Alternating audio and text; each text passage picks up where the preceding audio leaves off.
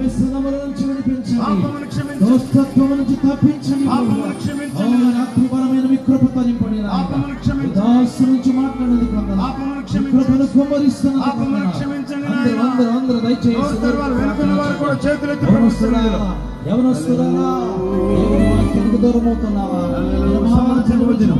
సమృద్ధి ఆహారం, సమృద్ధి కృప, ఉద్యోగ లేదు, లోకములో వ్యాపార విషయంలో, పాపములో శాంతి లేదు, లోకములో శాంతి లేదు. దేవుడు లేకుండా ఏమి సాధించలేవు. దేవుని ప్రభువుని గురించి జీవితంలో మార్చవలసిన తీర్మానం చేసి, ప్రభువానికి వందనాలు, ప్రభువానికి వందనాలు. ఈ గ్రామీణ క్షేమ కొరకు ప్రార్థన చేద్దాం, ఈ గ్రామీణ కుటుంబాల కొరకు ప్రార్థన చేద్దాం, ఆత్మల రక్షణ కొరకు ప్రార్థన చేద్దాం, సువార్థికల కొరకు ప్రార్థన చేద్దాం. ఈ ప్రాంతం సువార్త దేశ నలుమూలకు వెళ్ళాలి, మిషనరీలు లేపబడాలి, బోధించేవారు లేపబడాలి.